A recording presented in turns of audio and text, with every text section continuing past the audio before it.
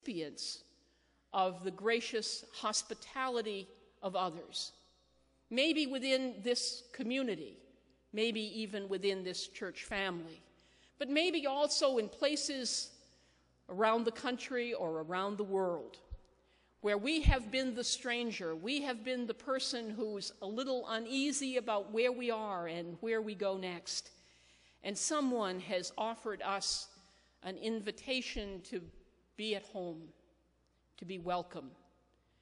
We've developed a set of friends and people who care for us. And we have been the recipients of graceful and generous acts of kindness. I shared at 8 o'clock this morning that one of those global moments for me was the trip that Dennis Richardson and I took to Cameroon in December of 2007, when in my capacity as president of the Bawa Health Initiative, I was there in the village of Bawa to participate in a groundbreaking ceremony for the construction of a healthcare clinic. I was, of course, a welcomed guest, and from the moment that my plane arrived in Douala, Cameroon, there was never a moment when there wasn't someone by my side kind of guiding me through the new culture, new traditions, new expectations, the unfamiliar places and practices. Our field coordinator, Sylvain Folfac, was there at the airport to guide us through the process of just simply entering the country and getting our bags. When we stepped out of the airport, there were probably 60 members of the village who lived in Douala, which is one of the major cities in Cameroon, but who had come there to the airport even though it was after dark at night. They were there to welcome us and to express their joy at our presence. And throughout our trip, there were many, many other moments in which I was invited into homes and graced with opportunities to be a guest and cared for in culture that was not an easy one to navigate because language differences and other cultural differences. I shared earlier a story that we were hosted at the home of a physician who owned a private hospital in one of the cities in Cameroon, and over lunch, as we enjoyed some very fine imported French wine and a wonderful spread of local food, and I was handed a plate with the chicken gizzard. Now, here, the gizzard is either that portion of the chicken that we kind of just toss out, or at best we chop up and we use it in gravy, or we disguise it somehow. But Sylvain, who was sitting by my side, turned to me and he said, "It is a great honor to be given the gizzard of the chicken. Only the head of the household has the authority to give the gizzard to someone other than himself." And so I enjoyed that gizzard immensely. And on another occasion also had a second chicken gizzard offered to me. But it really was that sense of being cared for, being treated in a very special way, but knowing that as I was navigating an unfamiliar territory, that there were people there who wanted very much to extend the very best welcome they possibly could. It's a precious and treasured thing. And so it is in the church that our welcome, the quality of our welcome, is a significant thing. It's what Scripture tells us and what the church teaches. It's not just a way to get members to come and stay, that we're good to visitors because we don't want them to have a bad first experience.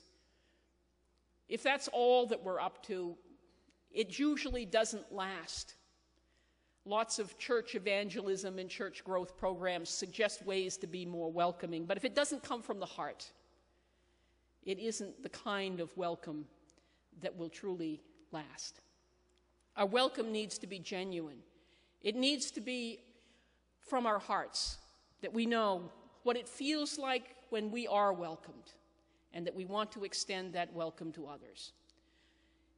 And sometimes that means recognizing that there are people different than ourselves, people who are outsiders to our natural experience.